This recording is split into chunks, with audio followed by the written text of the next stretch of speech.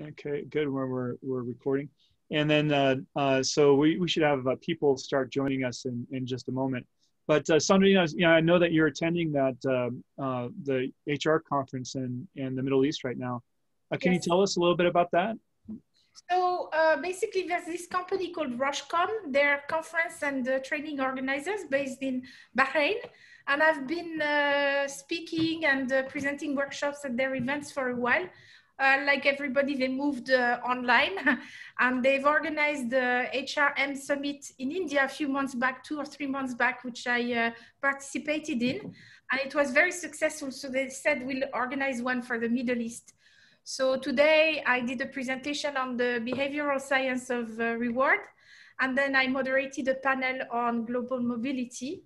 And tomorrow I'm delivering a workshop on a 90-minute workshop. So it's going to be high level, but it's brand new on what I call sustainable compensation, which is how can we manage compensation and benefits to be cost conscious, but not necessarily cheap, but cost conscious. So my idea is just to educate people what are the possibilities, not to tell them in 90 minutes how to do it, but like, you can look at this, you can look at that, on incentives, you can do this, on this, you can do that, and so on. So it's a brand new one, so it will be interesting to see how people react to it.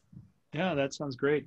Yeah, so the one of the topics you mentioned, the behavioral science on reward, that just sounds fascinating. That'd be a great topic for another forum at some point. Why not? Why not? It's also based on behavioral economics. So like today, the subconscious things, but I approach it from a different angle, and it's not about performance management. It's more about compensation and benefits. I'll be happy to come back one day. No problem. Well, love to have you. All this, in my view, all this is going through some major transition right now. I think many employers, large and smaller, completely have to change their paradigm. Yes. So it's exciting that you're doing lots of Zoom presentations. At the moment, this week is crazy. Next week is middle crazy. After that, nothing for, I don't know how long. So yes. It depends. Yes, it really depends. Well, that is awesome. I think it's great. Yeah, thank you. I think right now, a lot of us HR people actually have a few minutes to sit back. You know, when you're an HR person and you're on like a rat race wheel, you know, yes. You're calling 100 managers back a day, you're calling, employees, and oftentimes strategically to stop, sit back and think about compensation and performance management, total rewards. It's like, how can I sit back and really think about that and strategically think what I need to do to really transform this organization? So at least it gives us a little bit of pause. Yes. Actually, I do have a question, because I remember when I was with Microsoft, I think our annual cycle was September to September. And in Apple, I think it was July to July.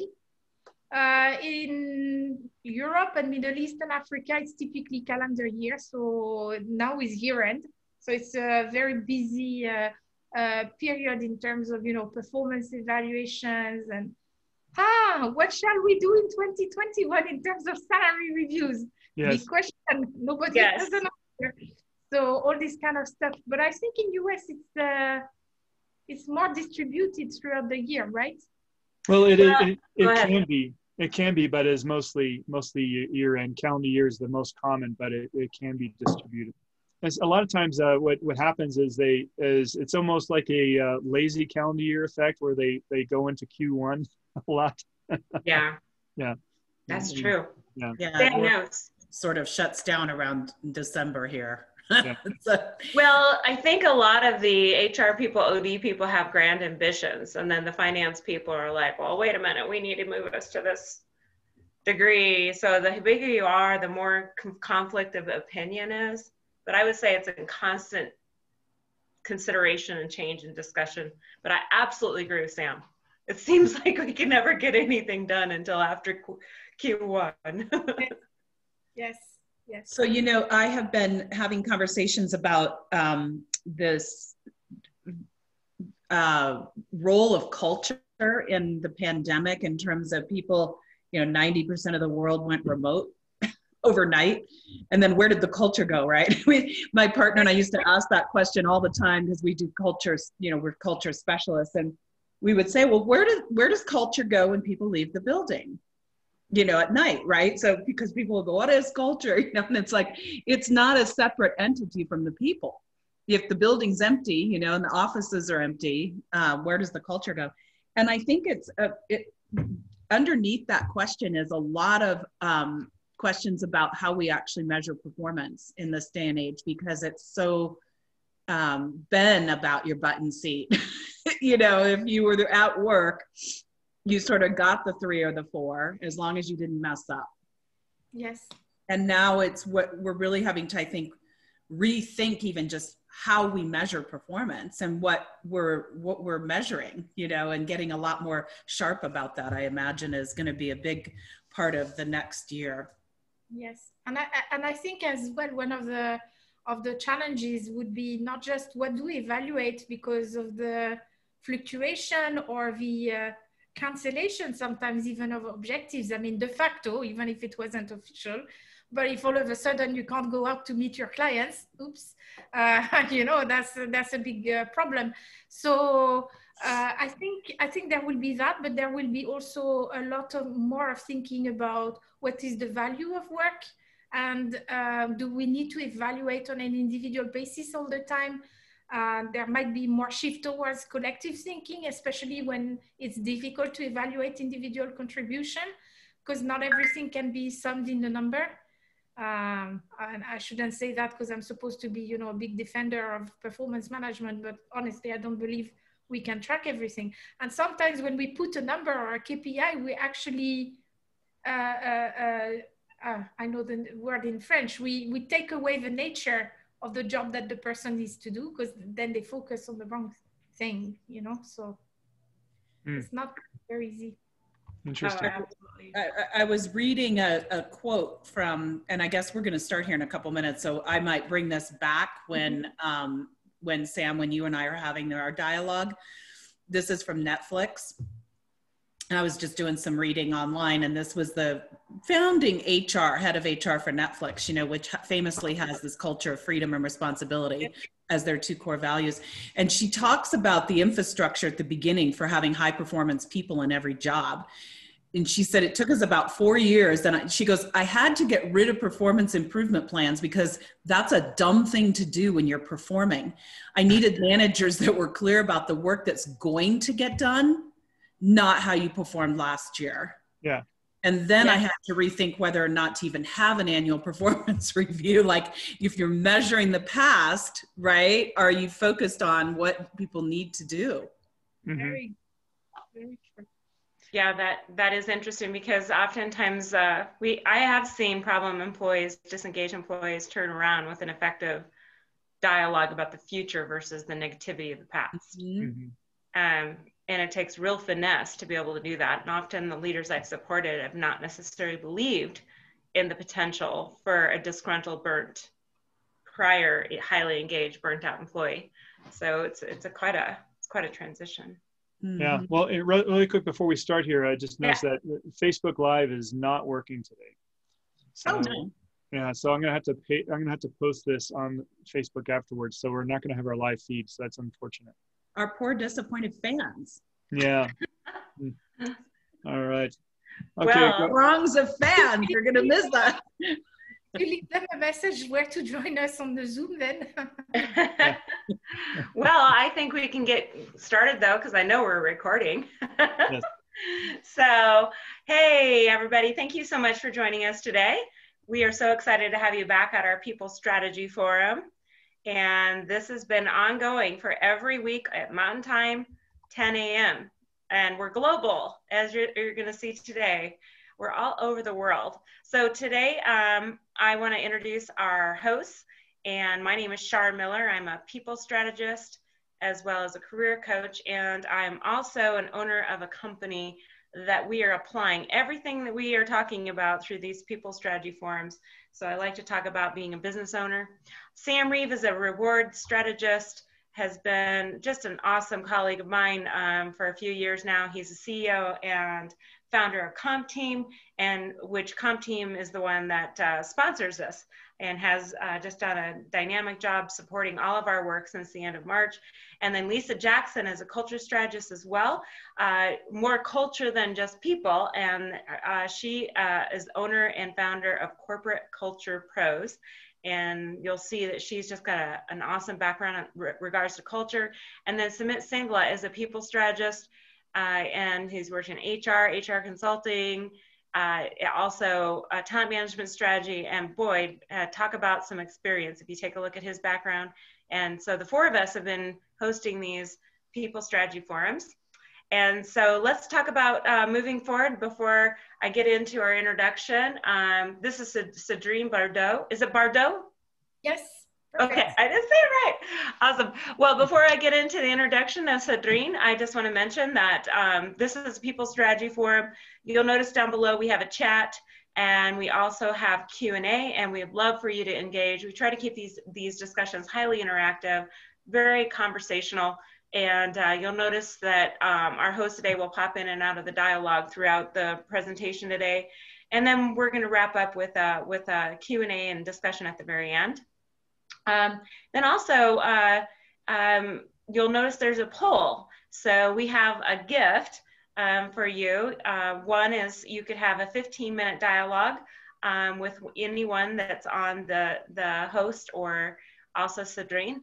And then also you can have what's called a TMA assessment and a one-year portal access.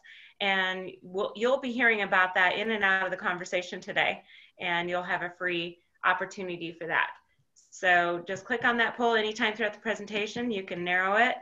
And also I just ask, please share on your social media, Facebook, LinkedIn, all the different platforms if you can. We want to help business leaders, HR leaders, talent management professionals through their journey through these critical times.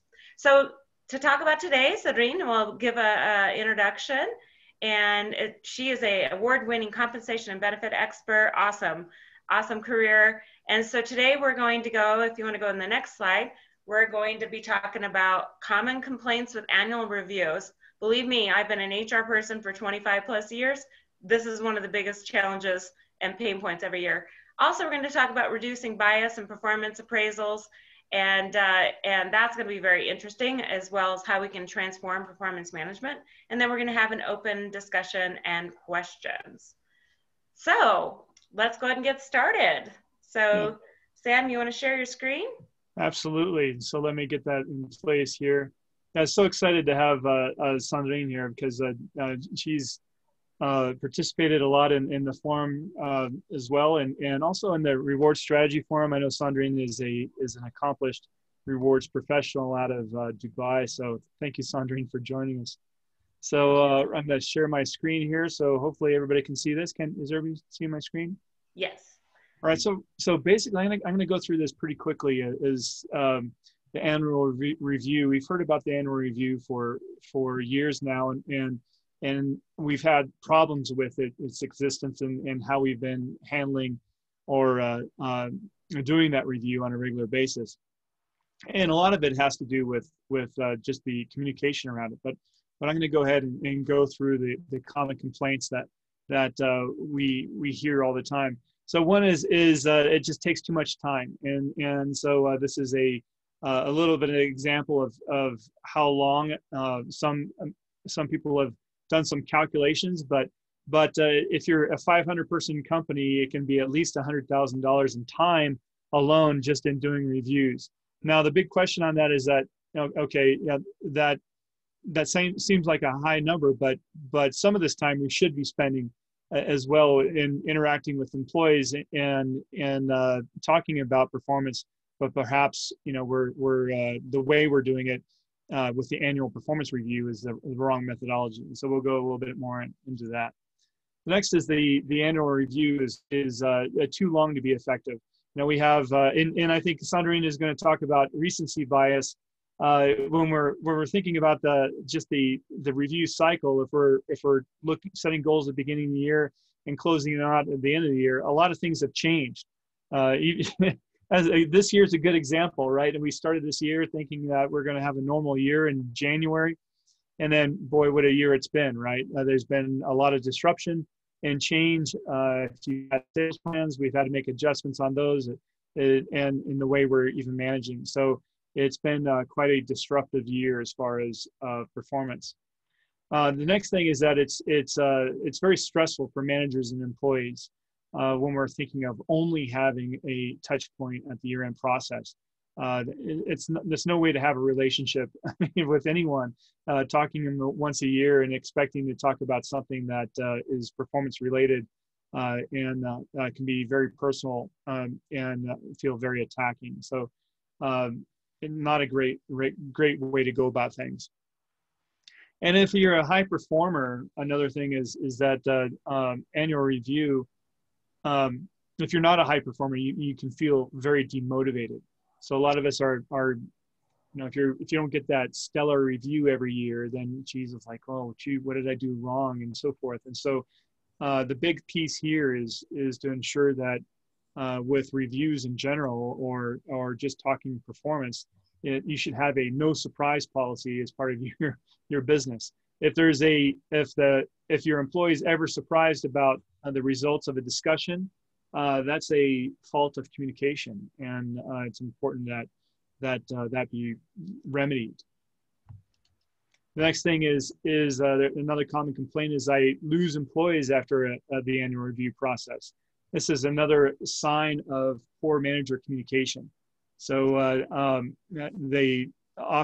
there's a regular cycle that I think we probably all experienced. If you have bonuses, people are going through the year and they're not having a good experience at the company, and they're thinking about leaving, and they're waiting for that bonus to be paid out before they go in a lot of cases, and that's kind of like the final straw. And so that does coincide with the year-end process of an annual review, and so it's blamed a lot upon this.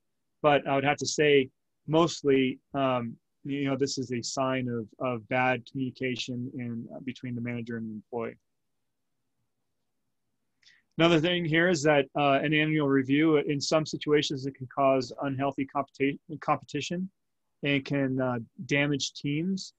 If we're, a lot of companies are still on that methodology of having a distribution of performance across their company. And if you have certain people that are fighting for certain reviews, then that can be an issue.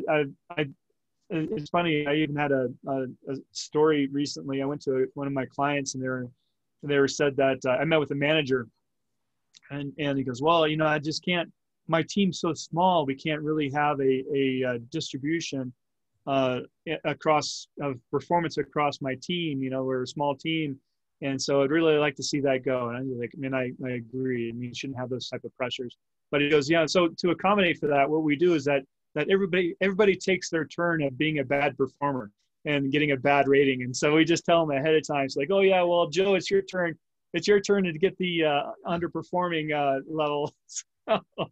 And so it kind of defeats the whole process when you're going about things like that. But some strange things happen out there.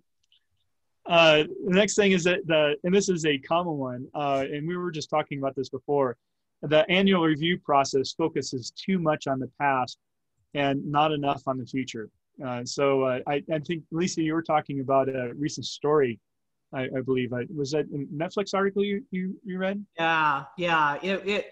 I was doing some research on just the overarching theme of cultures that empower people and really create freedom within the organization, and kind of how do you do that? Well, Netflix being sort of the gold standard. And I came across this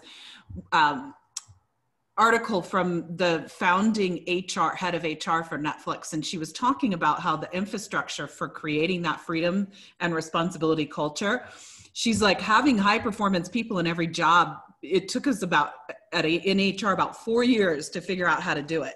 So it wasn't an easy thing. And she said, I had to get rid of performance improvement plans because that's a dumb thing to do when you're performing. I needed managers that were clear about the work that's going to get done, not how you performed last year. And so that all kicked off also a thought process about whether or not to have an annual performance review at all. And I think that the punchline is they have moved toward more of that modern blend of having a way in which a sort of a, you know, an annual conversation that does set your path forward, but not necessarily focusing on a rating, you know, that, and it really begs the question of how you manage the compensation side of it, which I know is going to be most of our conversation today, because if you don't have a rating, you know, it's this mindset where you're supposed to tie pay to it. And I'm really looking forward to your thoughts on that. Yeah, and that's a big challenge. I mean, for companies to actually do without a rating, and we'll get into what some of the trends are. And Sandrine, I'd love to see what you're experiencing as well. So yeah, so it's very important in annual reviews to not focus too much on the past. And the next thing is it's not relevant to the way we do work in the world today. Annual reviews, the traditional annual review is a what they call a 90-degree review, which is between the manager and the employee. The employee does a self-assessment, and we've all heard that, and that the manager responds to that assessment. And that traditional hierarchical view of performance is not really functional anymore. I mean, a lot of companies are working across the globe, working in several project teams.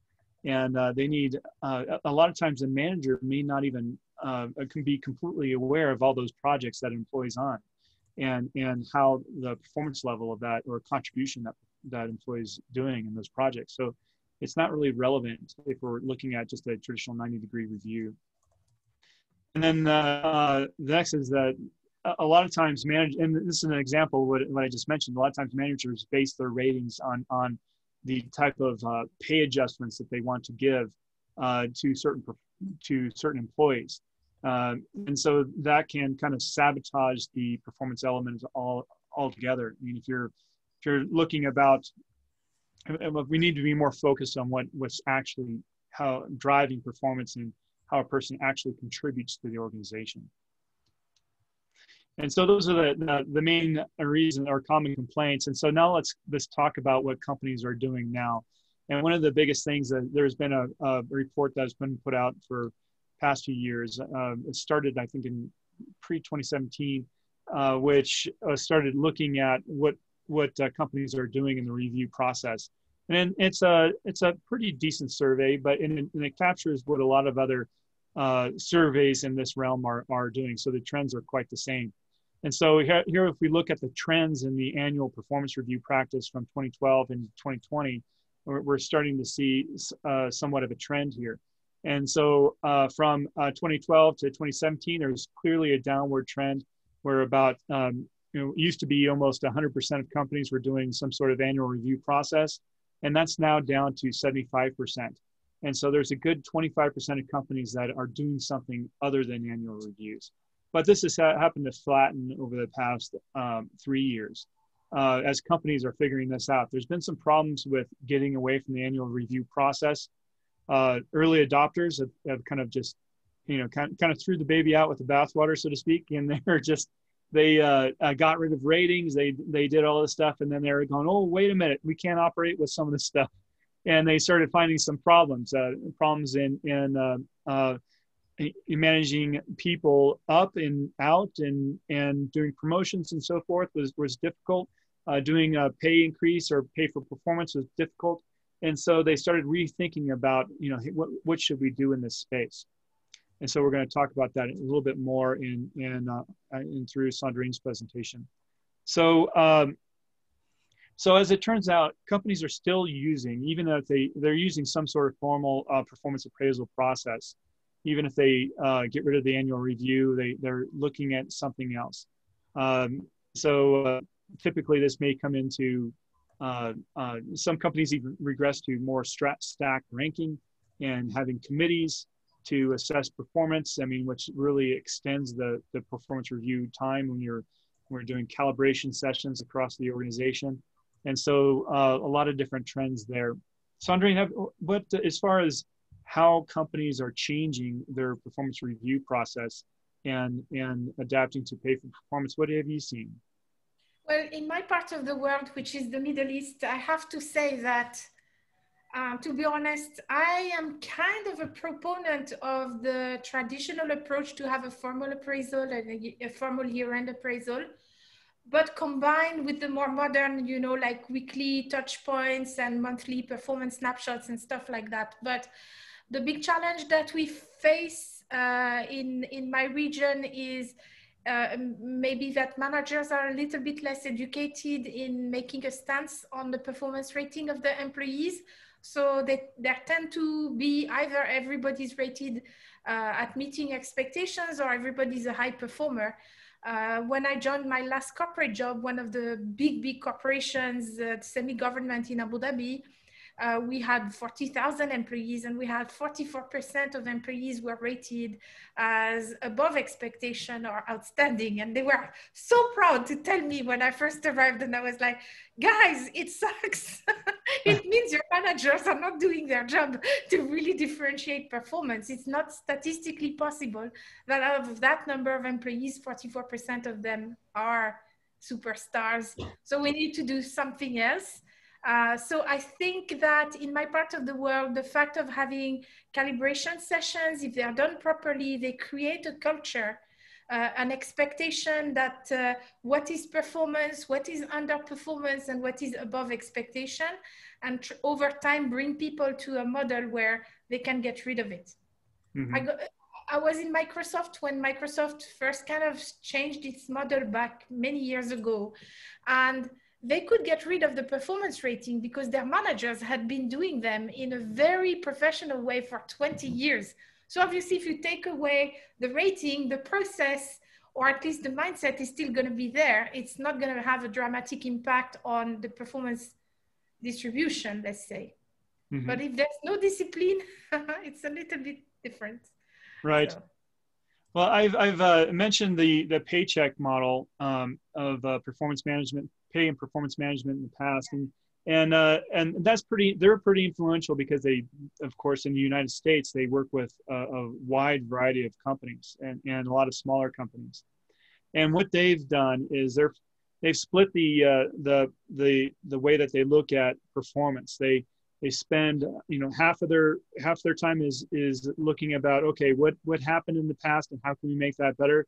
And then the other part of that performance discussion is totally future based as far as setting, you know, now that we know what we know, how do we do better in the future and craft the conversation around that.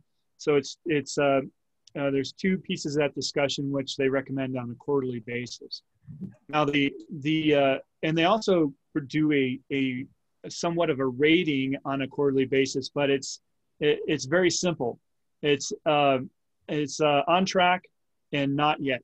So it's very simple. So it's either that if you're not on track, then we will need to work on getting you there, and if you're on track, then great. So it doesn't really show outperformance in that quarterly piece. But then they wrap up the year with a more formal appraisal, and that's what's documented. And so they have a bit of a model like that might be helpful for a lot of small companies that are uncomfortable with getting rid of that annual performance review altogether. Another thing here is a performance rating piece. So we're still seeing that a good 70% of companies out there, 69% are still on those, still have those performance ratings. And when I talk to companies now, I mean, there's fewer that are saying that they're going to get rid of their ratings at this point.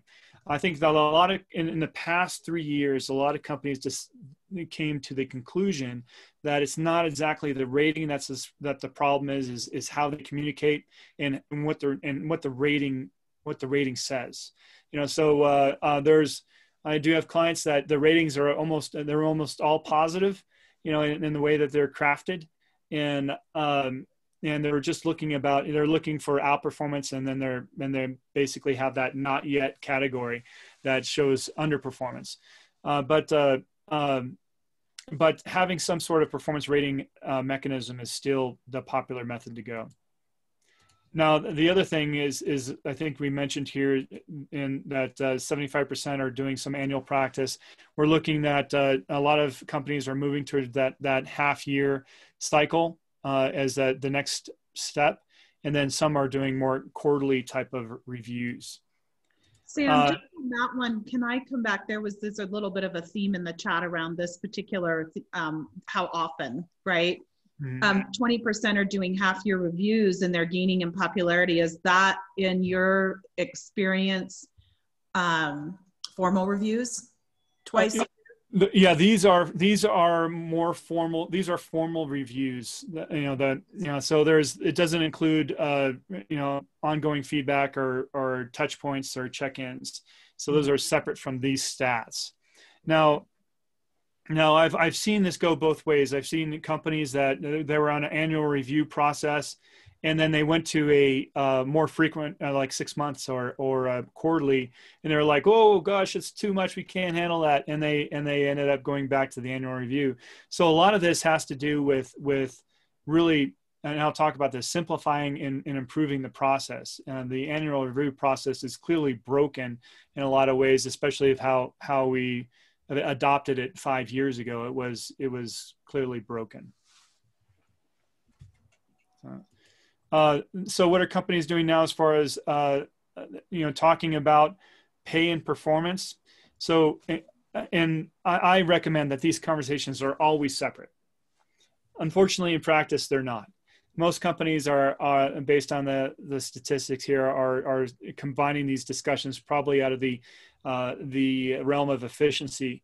But what happens if you have these discussions together about, okay, let's talk about your performance and resulting pay because of that.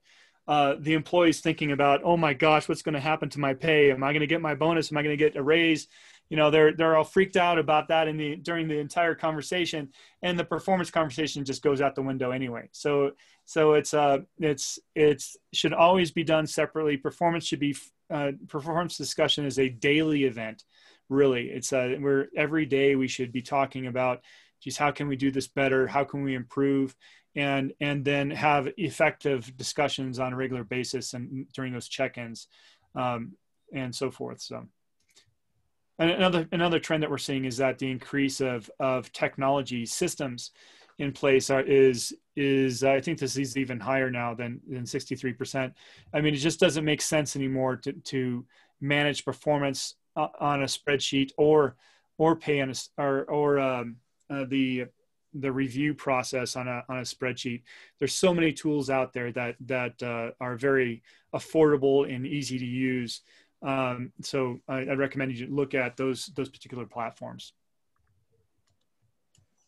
All right. So if it's all that bad, why does it still exist? Well, I always quote Dick Grote. He's a consultant out of Frisco, Texas, and I spoke with him once. But he's a very great guy. He just summarizes so well. So I like to point this out. So many of the processes involved in performance management is quite important. It provides a mechanism for giving people feedback. It provides a mechanism for deciding who's ready for performance or for promotion, and it provides a mechanism for supporting. Having support when a termination needs to occur, and deep down, every employee wants to know, what do you expect of me, and how am I meeting those expectations? And as managers, it's our obligation to be able to meet those expectations. And so, really, this is about communication and how we deliver that performance discussion.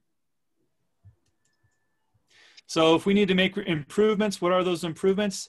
We need to revamp and review and remove complexity. And a lot of this is not a problem with the performance review in per se. It's more of how it's communicated and operated. That needs to be retooled to match the culture of your company, and also have the regular frequencies needs to match what is needed by your demographic. And it's often good to look at to actually ask and talk to your people to find out if they are getting the support that they need.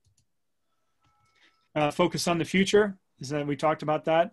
Provide more frequent feedback, of course, and then obtain feedback from more than just the manager. The 360 tools that are available and out there are very inexpensive now. It used to cost several $100 to do a 360 per person. Just for the tool itself, and then you have the time.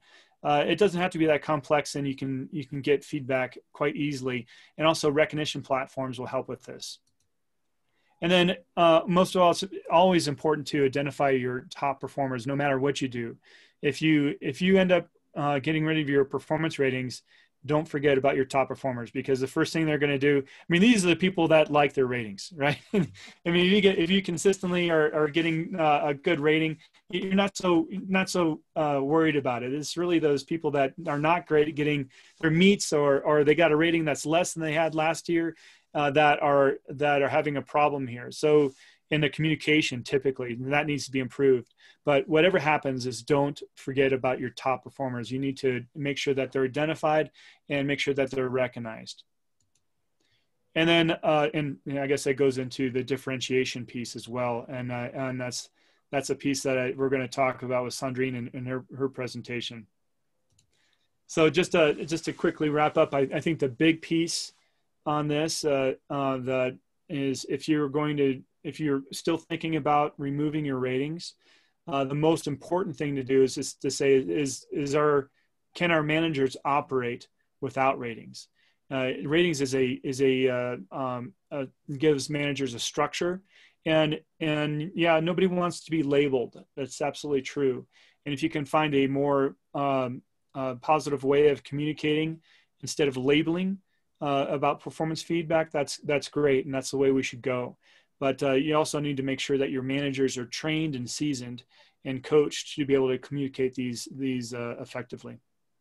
You know, Sam, to this point, I was working, and I was just sitting here thinking about these top performers that you're just talking about, and that so much of the time those folks are already intrinsically motivated and driven to be that way, right? Mm-hmm. So they don't really need it's not that you shouldn't recognize, because you should hold up and show the whole organization, this is what success looks like, right?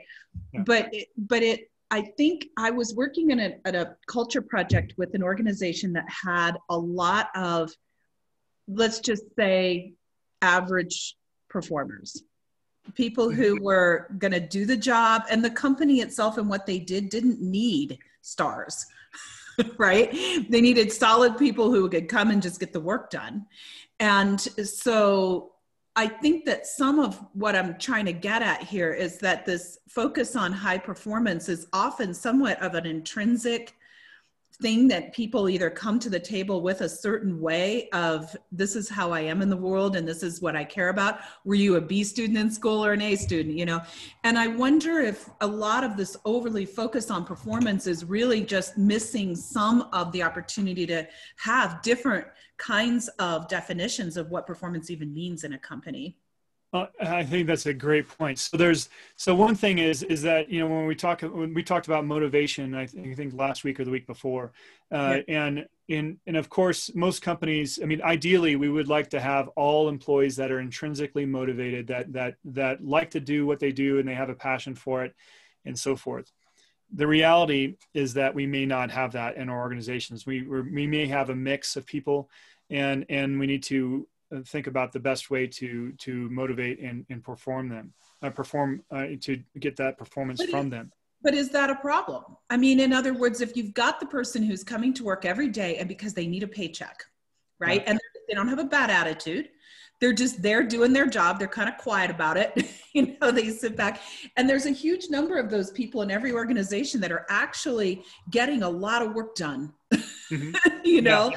So I just Yeah, it's all about whether or not you need to operate in that higher level of if you're a very competitive company, if you're the top 10% in your industry, you need to make sure that you have a majority of people that are intrinsically motivated to do the work.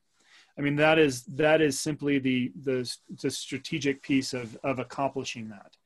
Now, one of the problems that we're going to get into with Sandrine's presentation is that you know, when managers are very biased on performance. You know, when we think about anybody, us in our daily lives, I mean, I have my good days, I have my bad days, you know, and really when we think about, you're pretty perfect, actually. I didn't know you had your well, thank you, Shar. good days. but as we go about our lives, I mean, we have things that impact our performance on a regular basis, and we shouldn't expect a high performer to be high performer, every year out. If they're a high performer every year, then we're not setting our goals appropriately for them, and so we need to think about ensuring that there's challenge and so forth in those places, and not setting up a person for failure. I mean, and we can do this with pay and reward communications. If we constantly are saying, hey, you operate at this level, and then suddenly you get a B and you're on your report card, and they're like, oh my gosh, this guy's falling. It's like, it's a setting up for failure. But I think it has a lot to do also with the perception of what meeting expectations really mean. Because for a lot of organizations, meeting expectations does not mean meeting expectations. It means bleh, average, bland performance. And I think this is why people sometimes are not happy if they get a meeting expectation rating. So I think there's a lot of effort that we need to do as organizations as to how people understand what meeting expectations actually mean. Yes. Yeah. And that's the reason why one of my clients said they of course their performance rating scale is only on the positive side. I mean, it's like they want to make sure that there's the meet expectations is renamed to be you're high performing, and so it doesn't sound like it's a negative, but we know that this is what the expectation is, and we are a high performing company, and we expect our people to be high performers. And yes, you're meeting expectations because you're high performing. So it's a different of communication can be crafty around that. Well, I have to say, when I'm saving my comments for Sandrine's portion, but I have been a company that has experienced this, like, first and foremost. And you're right. I think we have some superstar employees that are really knocking it out of the park. We have individuals that we call the rainmakers, and that our new compensation, or excuse me, our new guy that's helping us recruit calls it the rainmaker. So they're the rainmakers, are getting lots of widgets done in our world. We don't like to talk too much about what we're doing specifically, but it's about the number of units done. Yeah. And it's like, that's great that they can do 45 in a weekend, but they're not necessarily of the high quality and the substance and what's really going to be compensated for. Right. So I love the idea of rainmaker, and then also just a solid performer. Right. So Sandrine, would you mind bringing up your presentation? I'm really excited to see what you have to share. Yeah, we're now about to transition into your portion. Okay, let's go. Awesome. Full screen. Okay, here we are.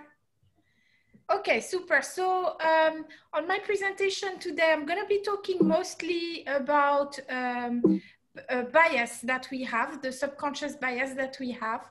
I'll look at 4 main areas of the performance evaluation process and how those biases impact it. And then we'll go through some tips as to what we can do to try and reduce those biases.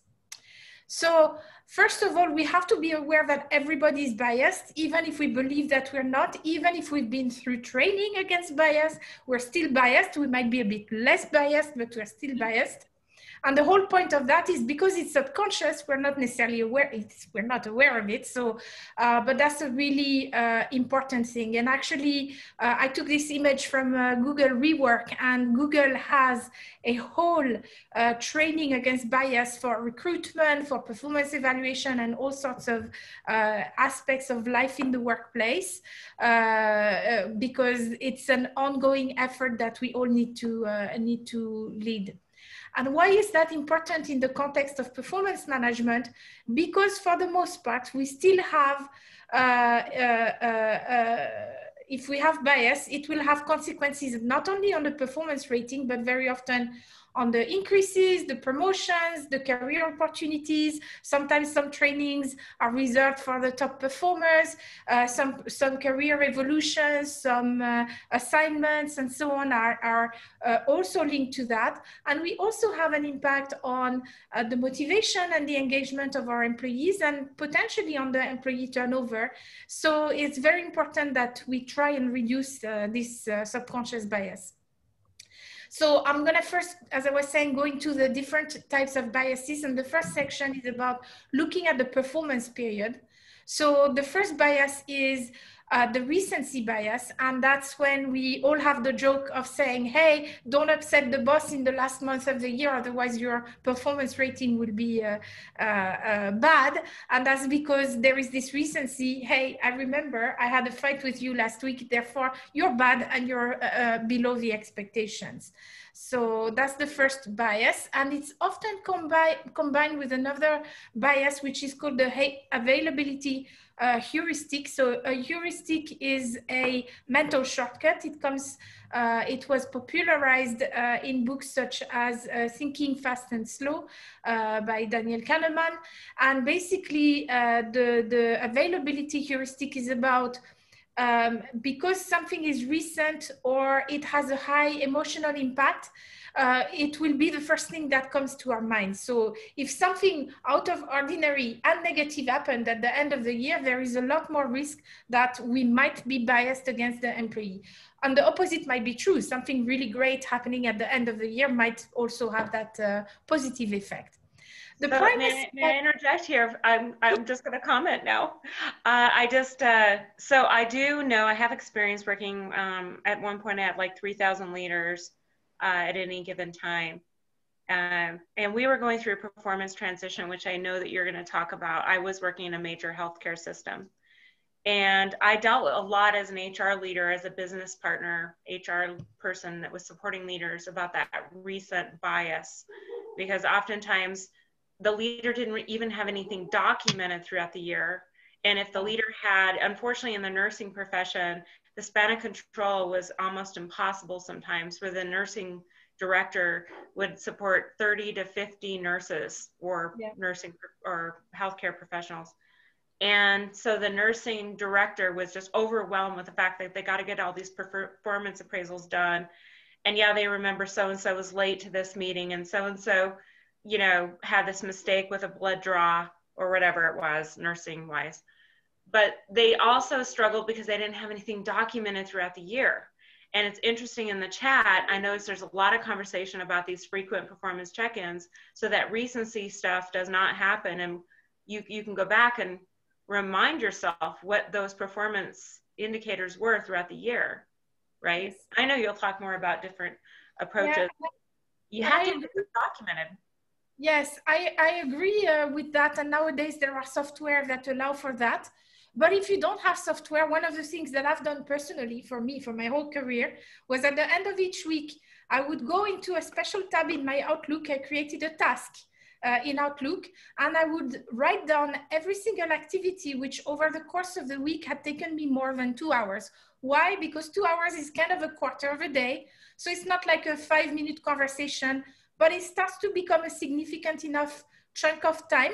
And I would write it down, just a few words, doesn't have to be like a novel or anything, but because then you can look, and it was compiled by month, so that I could easily come back to what had happened during the week and the year, and especially all those things that we didn't expect to happen, and the things that we let go because we were asked to do something else. Because at the end of the year, in a formal evaluation, you're evaluated on goals that were set at the beginning of the year, then reality hit, and even if you had a mid-year review, objectives might have changed, you've abandoned some of the stuff.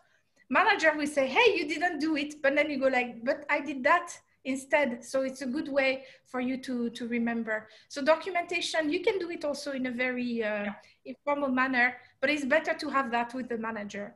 And we'll get to this. And that's why I think a lot of the dialogue about performance check-ins, it needs to be part of the culture accepted by the employee. We're going to have ongoing performance dialogue. We're going to have documented performance dialogue. And it's going to happen every week or 2 weeks.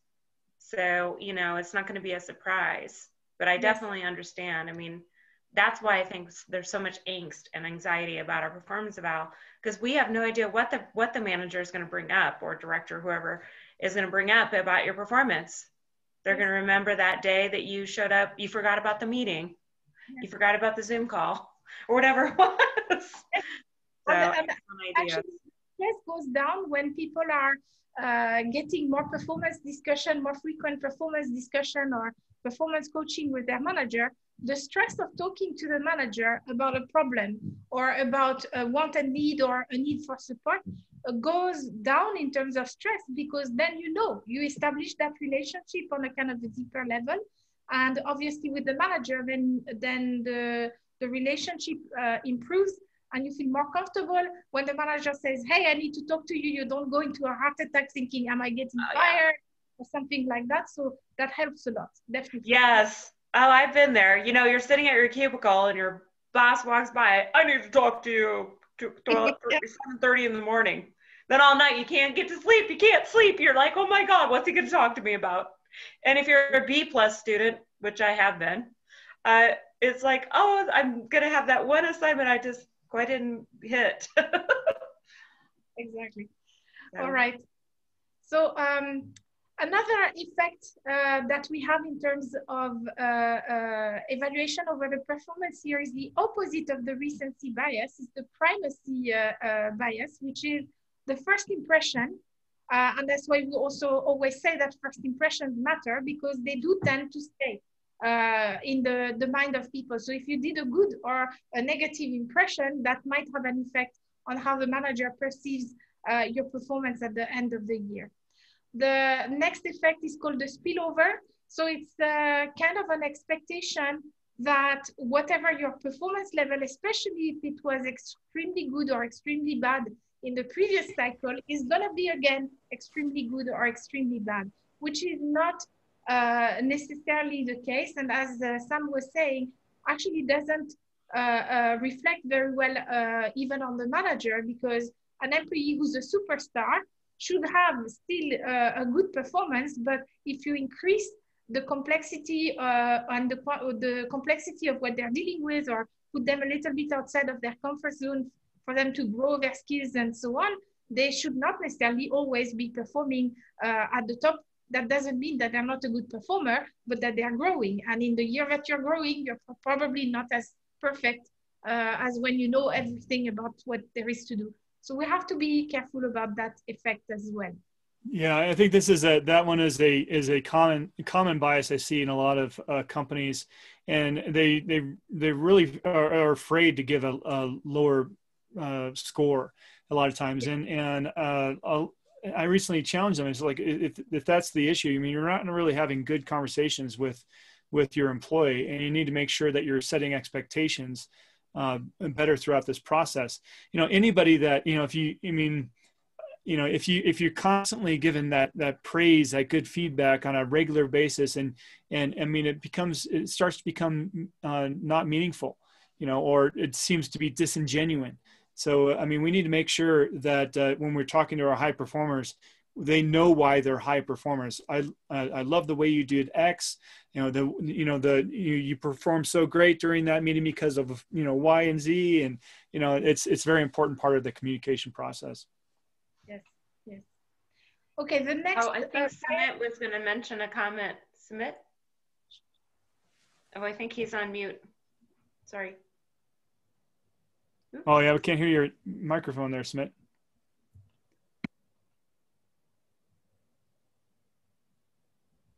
Okay, he's on mute again. Oop. Hello. Go ahead. We'll go on, Sumit, and keep playing with it and see if you can get your. Yeah, just interrupt us, Sumit. Okay. Go ahead. Oh yeah, I will go ahead, and Sumit, don't hesitate once it works. Interrupt, okay? So sure, I think it should work now. I'm sorry. So I was talking about the spillover effect, and I think a lot of it stems from people being conservative. So I've seen this in action a couple of times when a person's been on a PIP or a really low performing rating last year, And this year they've somehow hit the ball out of the park. And I faced this on 2 occasions in my career where I was questioned saying, no, there's no way we can award this person a 5 this year because they were a 1 or a 2 last year. And I really had to fight back and say that, let's draw the line. We're discussing this year's feedback. Let's not bring in the last year into it at all. So, and of course, the reverse of high and high happens as well. So I think it just needs better training and the ability to dissociate from last year to address this. Very true. Very true. Okay, so the next one is the confirmation bias, and it's basically when we tend to interpret things around us in order to support the conviction that we already have. So if we think that somebody is a great performer, everything that they will do or say, we will say, yes, see how great he is or she is. And if we think that somebody is not doing so good, everything that they say is going to be a proof in our eyes that this person is not doing so good. And I'm just going to make a small comment, but I think that we see a lot of that in the United States at the moment with the polarization of society. So I think there's a lot of it which is really not conscious. So then we move into the category of biases that are based on similarity.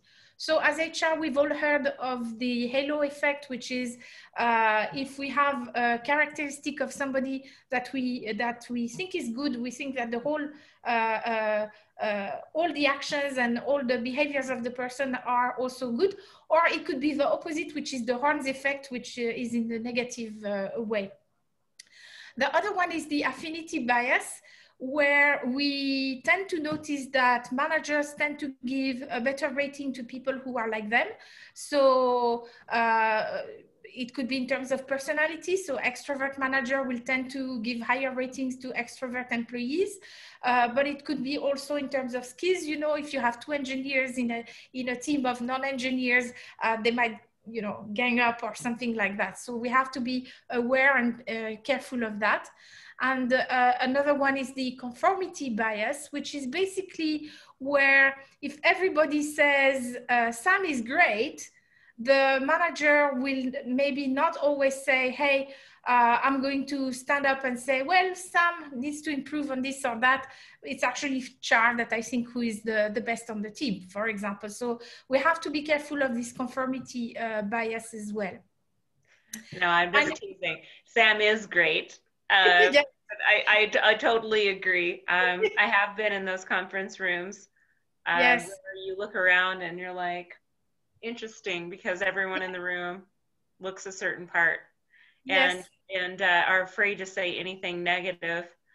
For the one person in the room that looks diverse, and also that person has to be pretty brave to be able to speak up and speak their mind in that diversity. Very true, very true. Another thing that we need to be aware of is that in our minds, negative things tend to be overinflated compared to positive things. So we tend to be affected more by the negative.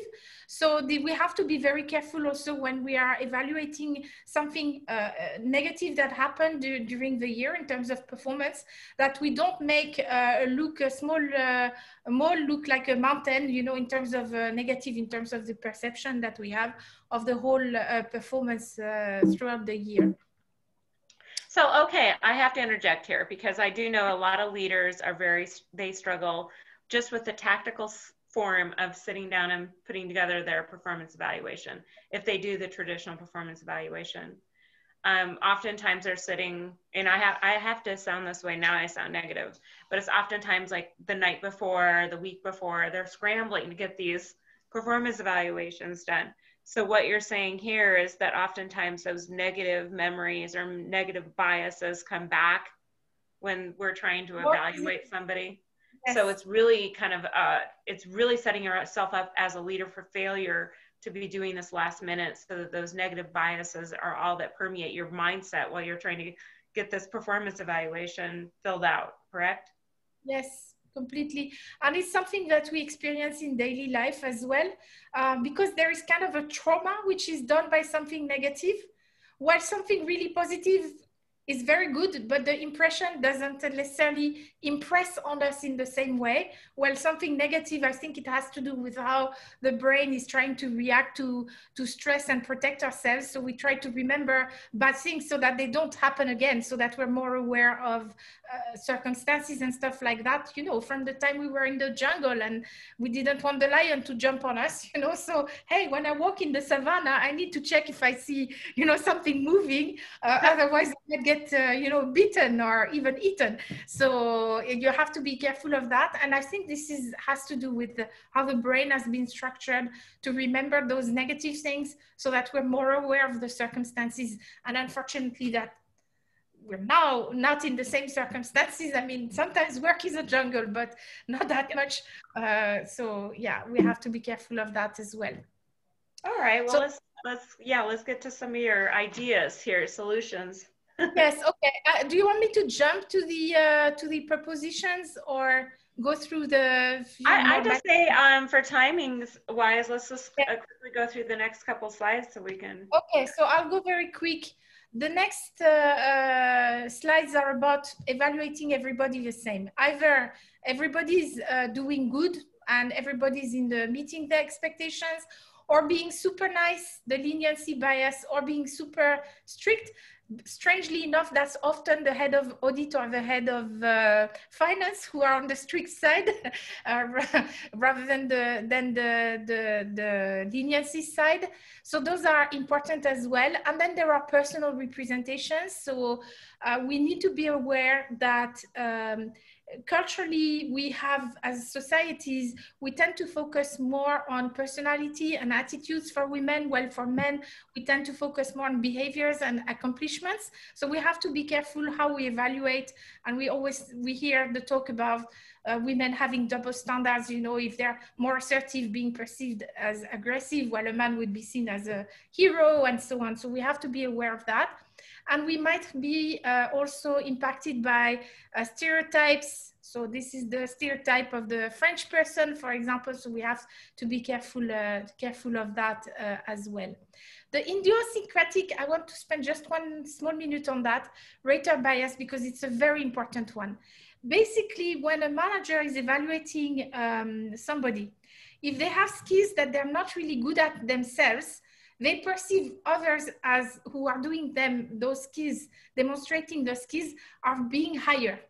Okay, and they tend to, if they're very good at something, not assess everybody to the same level as they are. So basically, in the performance evaluation process, what happens is that you're actually measuring yourself as a manager. What you're saying about the employee reflects what you're thinking about yourself and your own idiosyncrasies. So one of the things, and there has been data which shows that 60% of the rating I give to an employee as a manager is about me and my subconscious perception of my own strengths and weaknesses, and therefore how I rate the other person with respect to that. So I'll have one of the tips will be specifically about that. So the first thing, as I was saying, first tip is to create more awareness inside your organization that there is bias in the evaluation process, because once we become more aware of that, we can try to think consciously, am I biased here, and something like that, and try to reduce the impact. The second is to reduce how much we rely on memory. That's the conversation we were having earlier. So we can have the journaling. The systems nowadays allow you to have, by the employee or by the manager, taking notes, giving feedback. There are systems that are on mobile phones and tablets so that you can quickly send a message, which will all come and add up into that year-end documentation as well, so that you don't lose it. So that's important as well. Well, I just want to say it's also about hardwiring those behaviors. You know, it's almost like making it a habit. A leader really needs to think about what time of day can I do those documentation aspects. Make it part of my daily ritual. If it's done in small chunks, it's not going to be so, you know, burdensome at the time of performance evaluation. And I actually believe that in today's world where we work more remotely than in the past, I mean, not everybody, but for a lot of us, the systems like that are very good because they allow for something to be sent that might have been on a WhatsApp or something like that before, and can also be, you know, documented into the performance, in the performance evaluation. Right, absolutely. The other thing is to have more frequent performance reviews. So I want to chat just for 1 second. The performance snapshots, so I just implemented that with one of my clients. They have to have, it's a government entity in Abu Dhabi, so they have to have a formal year-end evaluation. But what we did put in place is a weekly check-in, which is a performance. It's not a performance conversation, it's a growth conversation. How can I support you? Where do you need help? And how can I, as the manager, erase some of the barriers that prevent you from doing your best job? And then there are, and those are in the responsibility for the employee to initiate, okay? And they last 15 minutes to 30 minutes maximum. So if you're a good manager, actually, that shouldn't be making much of a change of how you're actually dealing with the employees. The other one is the monthly performance snapshot. And we were inspired by this article by Deloitte in the Harvard Business Review back in 2014-15. And they were describing their their snapshots. And basically, this is about the idiosyncrasies of the manager. We say 4 questions. So it's not a discussion, it's just 4 questions that the managers have to answer. And those questions are, if it was my money, I would give the biggest bonus and salary increase to this person. Yes or no? Or on a rating of 1 to 5. If it was my money, I would promote, this person is ready for promotion, yes or no? This person is at risk of underperformance, yes or no? And if I had a choice, I would always keep that person on my team and on a rating of 1 to 5 as well. With that, you get 12 monthly evaluations. If the person has been working on a project where they were reporting temporarily to somebody else, you can have that done by that other person. So you end up maybe with 15 performance snapshots. And from that, you don't get a rating, but you still get, from those 1 to 5 ratings, you still get a good information of how much the employee is performing, but it's asking the manager what they think. I want to keep this person. It's not about this person is good.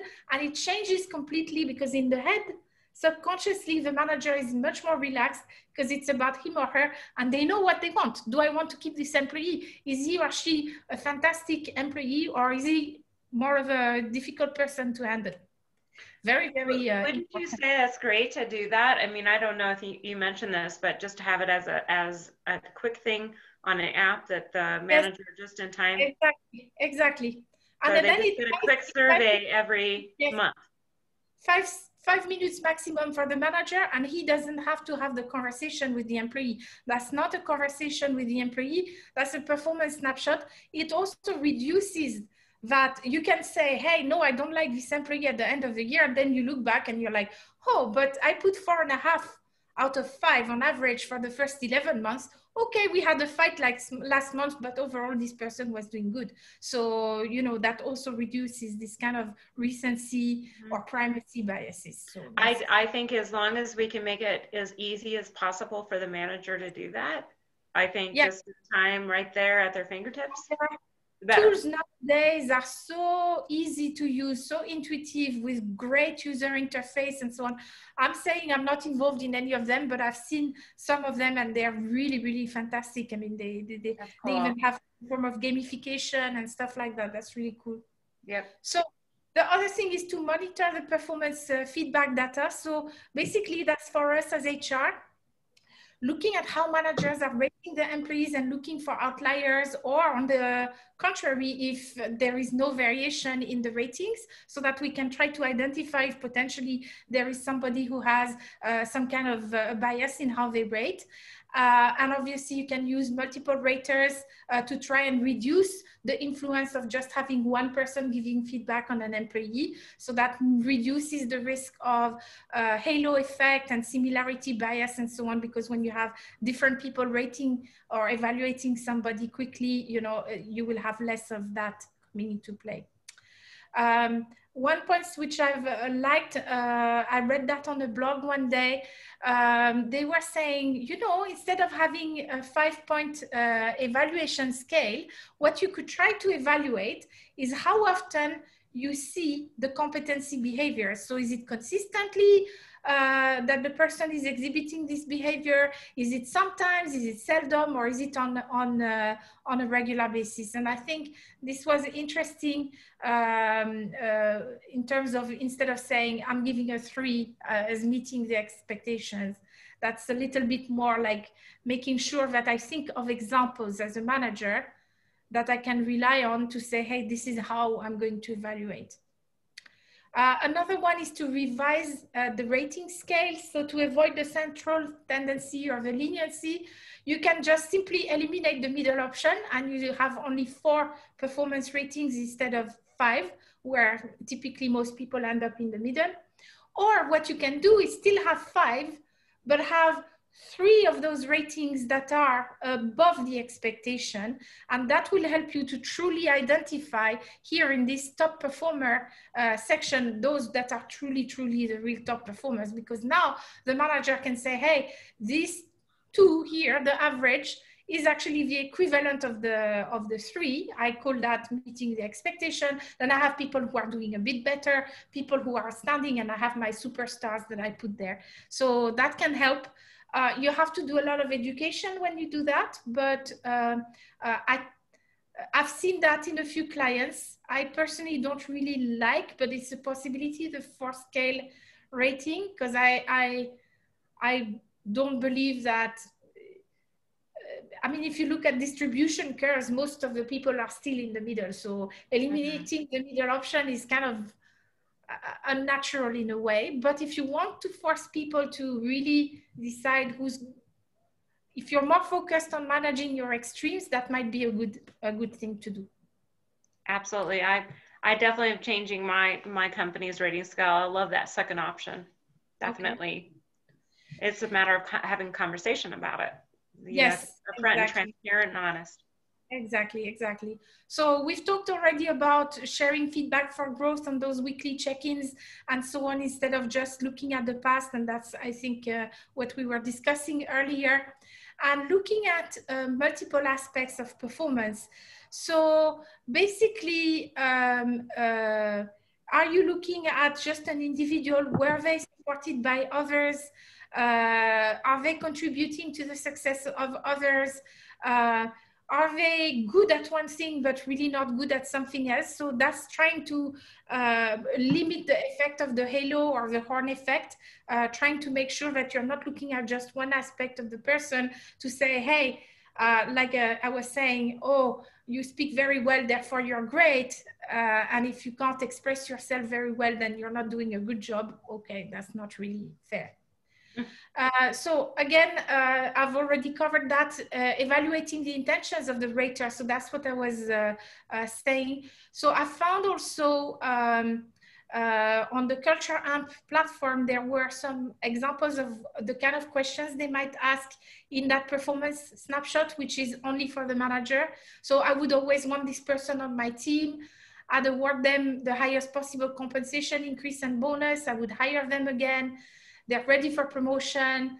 And if they were to leave or say they want to leave, I would do anything to retain them, because I know what I want as a manager. Then my evaluation of the person is going to be more reliable than if I project myself onto the employee.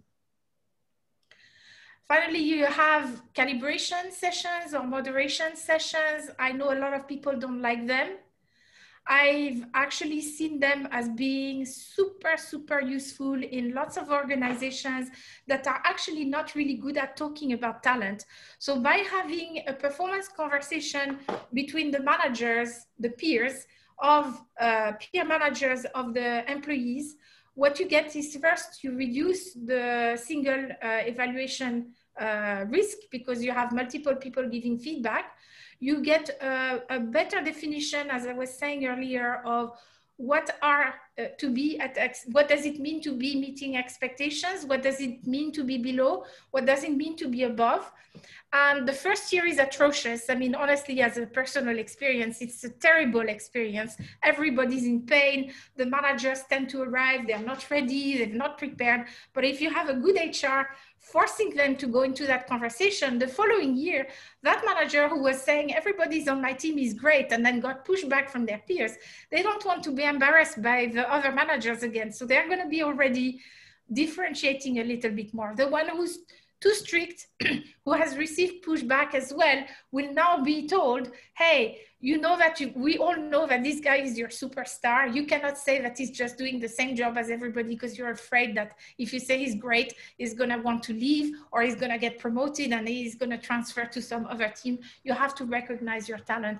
So calibration can actually create conversations also on the potential of people and so on. And when they're done well, and not just a director changing the ratings of everybody as he or she sees fit. That's not calibration. When it's a true conversation, it can be really powerful, but it takes a lot of time. One thing I want to just speak to that real quick. I mean, as a common bias on this piece, I after looking at performance ratings at company after company after company, I often find that finance, the finance department is the company that they follow the rules. They typically, they don't go too high in their ratings. They're very precise and at their own detriment compared to a lot of their peers. And you have like other parts of sales and marketing, man, they're always up there, you know, it's like, and so when you put everybody in yeah. So you put everybody in a group like this. I mean, they finance like goes, oh, geez, maybe I should be, you know, and it's a great way to level set things across the organization. And I believe personally that proper calibrations, when they're done right, can really help to shape the culture of the organization around the expectations, around performance, and create a better conversation about talent. And after 2-3 years, you have a lot fewer of those managers that are super cool or super strict, you know, and everybody's kind of expecting, and everybody can grow at the same rate. So, which is nice as well. Well, we could have an entire presentation on this. A couple presentations ago, we talked about this whole calibration challenge. And I think there's all of this about ethical, appropriate, using confidentiality. All those things can go wrong. So I think it'd be great to talk to one of us that talks about how do you really orchestrate that calibration discussion. Yeah. So it's empowering. Are we being transparent with our employees? Are we being upfront? That'd be a great conversation in one of our future sessions. So I'm skipping the last one, and I'm just going to say I've added a few resources. So if people want to check them out, they're not my resources. They're not from my blog. They're from elsewhere. So that's it basically. Right. Well, thank you so much, Sandrine. And I would say that all these resources are going to be saved on this presentation on compteam.net, and yes, that anybody can refer to them. Are you open for a 15-minute dialogue with anyone, Sandrine? Absolutely. Yeah, just to give, I understand what it feels like to go through that period of, you've got a CFO that's saying, you know, our compensation model, which is why they need to hire Sam and his team. Our compensation model, we're spending way too much on salary. We need to move into this bell curve. We need to move everyone from a 4 to a 3.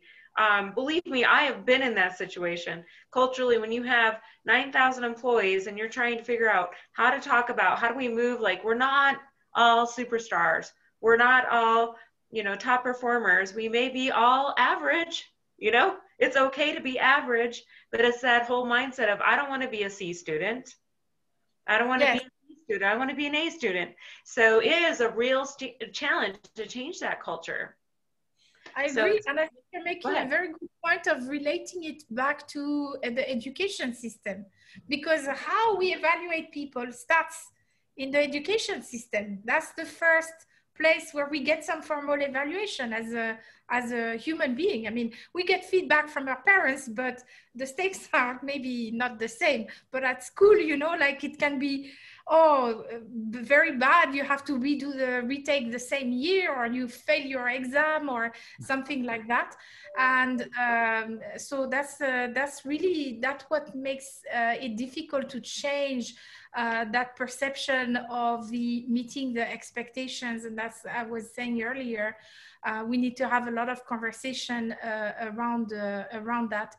And I think as well, one of the things through calibration that needs to be talked about is looking for management, how their performance is distributed, so that they don't hijack all the high performance ratings available in the organization. And so that there is a conversation as well about differentiated performance. And in my opinion, expectations for managers and directors should be higher than the expectations for employees. After all, they're supposed to have risen, you know, through their experience and their performance in the past to become a manager or a director. So there are expectations of their performance should be higher than that for the junior person who has never worked before or who has a completely different type of job. And talking of that, I would like to say as well that personally, I don't believe in performance evaluation for all types of jobs.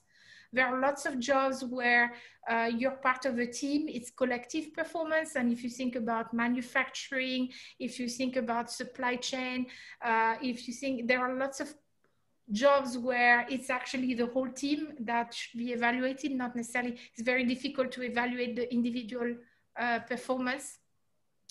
And then HR gets blamed because, oh, we can't rate the performance. HR did not find the KPIs. And that's one of the things I always say to my clients when they hire me and they say, hey, we want to revamp the performance management system. I always put black and white on the contract. I will not work on your KPIs. KPIs are yours. It's your management. It's your strategy team, it's your leadership team, it's your job to figure out what you want to achieve and to not want to achieve 50 gazillion things at the same time, because if everything is a priority, nothing is, and nobody knows what to do. Well, I have to say, I've been there. I've been the person that was like, okay, Shar, you're the Regional Director of Talent Management Strategy and Organizational Effectiveness. So therefore, you're going to change the entire performance management program, and we are going to solve all of our return on investment, our KPIs, our patient satisfaction, everything because everything is connected to talent. So therefore, all of our measurements is tied to talent. And it's like, wait a minute. I think now we have HR responsibility. Return on investment and KPIs. Yeah.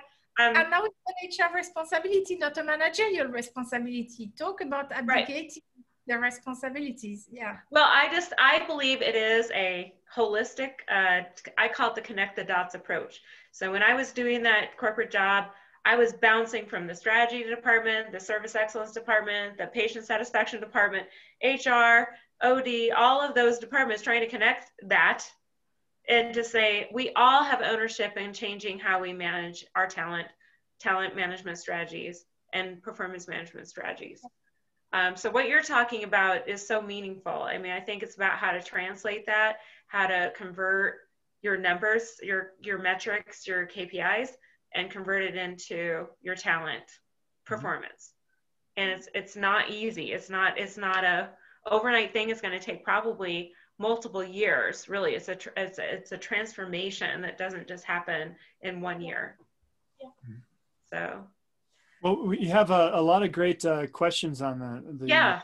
What are some of the questions, you guys? So Jason says, how do you handle when you have a brand new leader and with no relevancy background about your staff? So they're not familiar with the performance of the staff. So how would you answer that, Sandrine? For me, I would say that this manager should have a mentor, somebody who can guide them to understand the organization, and should also spend a lot of time getting to know their employees and understand from them what they think the expectations are. Not comment on that in the beginning because they don't know, and then they can make up their own opinion and set objectives and evaluate performance. And I think being honest with the employees so that the employees don't have expectations that, oh, because he or she doesn't know much, they're going to be super nice with everybody, or I can lie my way through things, or, you know, I can take advantage of the situation. It's important, but it's also going to create a climate of trust. And I think trust is the most important thing. In the end, you might not be able to quantify everything, but if you have a trust relationship between the manager and the employee, at the end of the year, if the manager says, well, I think you did overall good, but you were not super exceptional because this and that. If you trust the person, you will accept that better than if there is no trust, because then you go like, what's behind in their mind? And no, because they have a teacher's pet person that they prefer or whatever. So that's important, I think. That's great. One thing I would add to that too is that when a new leader comes on board into an organization, it's part of their first duty is to do a thorough investigation, a gap analysis, to talk to not only your own team, but those that the team services and interacts with on a regular basis, to understand the full climate of what's going on.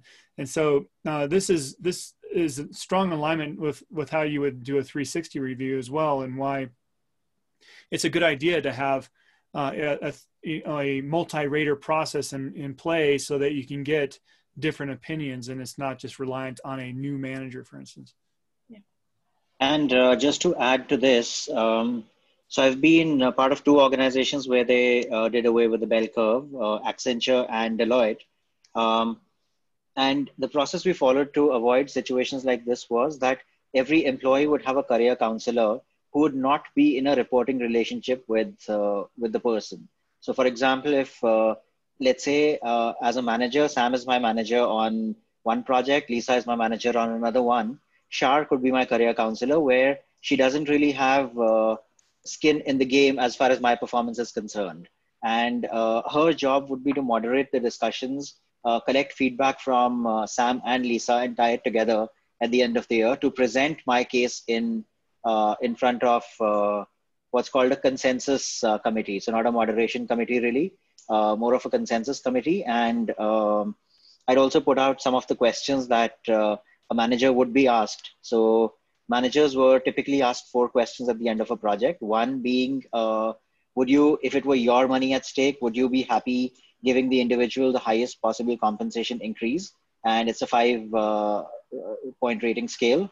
The second one would be, would you always want this individual on your team? So rate 1 to 5.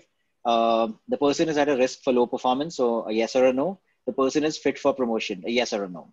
So that was the Deloitte system of getting feedback from managers, and it really saved managers a lot of time because it doesn't take a lot to think of answers to these. And Accenture had a fairly similar one as well. So just to clarify some, so what you're talking about is like a career mobility type of coach? Not really a coach in that sense, Shar, but more of somebody who's just your manager's peer, but you're not directly reporting to them. So performance conversations don't get diluted by discussing your performance on the current project. So you can talk about what the future holds. You can talk about what the person has been hearing from various stakeholders involved in your performance. Mm-hmm.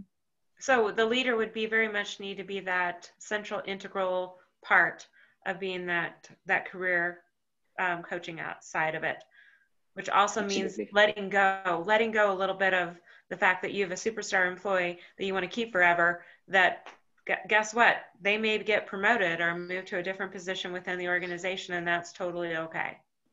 Absolutely. So that worked out well. Sorry, go ahead. The downside is that it requires a lot of maturity from the career counselor themselves, and they have to be invested in the person. So we also saw situations where the career counselor just did not or could not spare time to chat with the employee, and it became a little difficult to track performance and to get them to sponsor the person at the end of the year.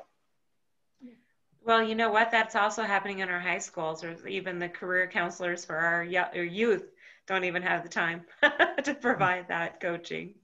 True. Yeah. Pretty fascinating. So the next question here is in the absence of performance ratings, and Diane's asking, I mean, how do we make pay decisions in that environment? So you see in a system like Sumit described, or what I talked about, where you have monthly performance snapshots or quarterly, or at the end of each project, if you're in a professional service firm, the advantage is that that rating of 1 to 5 on the first 2 questions is actually a form of performance rating. So you can easily calculate an average of that, and you end up with an indication on a scale of 1 to 5 of where the person tends to fall. And then with or without calibration, you don't necessarily need a calibration, but you can then use that as one of the factors to guide your decisions in terms of salary increases, promotions, and so on. So that's an easy way to do it without feeling like you're doing the performance evaluation. But I still believe that you should still have a conversation at the end of the year.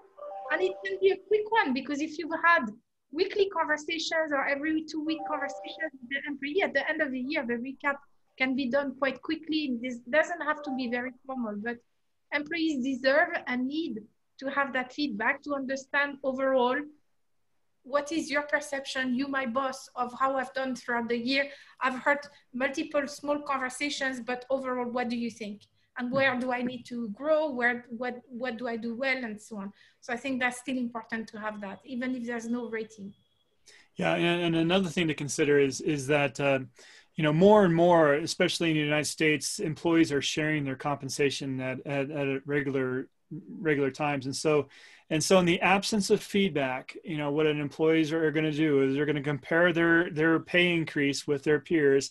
And that's going to be their performance rating. Oh, I got a 5%. Oh, I got a 3%. Oh, geez, I only got a 1%. You know, so they're going to use that as a signal. So, but what I'm seeing a lot of companies do in absence of performance ratings is they're still doing performance ratings behind the scenes. They're either doing a stack ranking or categorization method that they're going through to make recommendations. So that's why it's extremely important to ensure that you have regular feedback with your employee. In the absence of rating, have regular feedback so that you can, a manager can strongly defend their recommendations for the pay increase in those committees if they're going to be involved in one. Yeah, and I think it's a challenge as a leader of a company that is also doing that right now. We've had to rehire a lot of new staff because we had a lot of fallout during obviously the shutdown and all of that. Rehiring a lot of our staff right now. I've changed our entire performance review philosophy. So I am not focused just on the performance eval anymore. I'm a chief HR officer at my company. So we're all about that performance check-in, utilizing the TMA method, which we're very, comp team is a big advocate for. Having those coaching dialogues around talent, performance, job preferences, and beyond just the numbers, as you talked about the return, the metrics. So it's been quite an opportunity for us. I think what's been a challenge for us is I schedule one-on-ones with all my employees. I schedule one-on-ones with my director, my manager, my employees. All of a sudden, oh yeah, we're too busy. Something gets in the way. And it's hard to dedicate the time we really need to without canceling those appointments constantly because we're all so busy. Mm-hmm. So I call it hardwiring. It's hardwiring into our process. So we have a new performance evaluation process. We have a hardwired one-on-one meeting process. And it's helping get that buy-in with our executive leaders and that talent management structure to make it all work. Yeah, and I would say, Chad, that's a very good point. One of the things I did at in my last corporate job, so we're talking a few years ago, what I did is that I introduced in the manager performance appraisal a mandatory people management rating, and that rating was based on data. So it was analytics at the time, but they were supposed to have quarterly career discussions with all the Emiratis, because the Emiratis were in the government was important population. So what we were asking the employees at each quarterly discussion to click yes or no. Did my manager sit with me to discuss my career and my progress on my personal development plan? We had other ways of tracking, you know, if the manager was waiting the last minute to do all the performance ratings within one day, meaning he or she didn't have the time to do the conversations and so on. So we had a number of metrics that would drive that, and it was not possible for the director evaluating the manager or the senior manager evaluating the manager to change that. It was based purely on data and mostly on feedback from the employees about how the manager was managing them, basically. Based on those like things that are not necessarily perceived as confrontational, like did I have my quarterly performance discussion? Yes or no. It doesn't sound to say like my boss sucks or my boss is fantastic. Yeah. So you take out some of that emotion, and that was working very well, because all of a sudden, if you say, hey, that's going to be 10 or 15% of your own performance evaluation, guess what? It becomes a lot more interesting for managers to say, hey, my own bonus is going to depend on that rating. Let me work a little bit more on that. So sometimes we have to well, I have to say, Sandrine, I definitely want to listen to your ideas, because I think that's an excellent recommendation. I've been trying to free up some of my management to have more time for people management. And, you know, it's all about systems and giving them that opportunity. By the way, they hated me when I implemented Well, I know, but it's so important. And I would say overall, our leaders will appreciate that we are providing a structure for them to be able to do that. So I will say we are wrapping up now. And I just so appreciate you. And I'm so excited, because I think the next session that we have next week will also be a continuance of our performance evaluation. Right. Yes, we're going to be diving in a little bit more into the preparing for the year-end process and pay. So Sandrine's going to lead our discussion on that. Well, this is, you could tell we could just go on and on and on about this topic. It's so important. But if anyone wants individualized support or discussion, just give us a call, take advantage of our poll, and we'll help you. So we're going to wrap up now. So thank you so much, everyone. We really appreciate it. Thank you for joining us. And you'll see our contact information here. And Sandrine can communicate with you if you have any particular questions.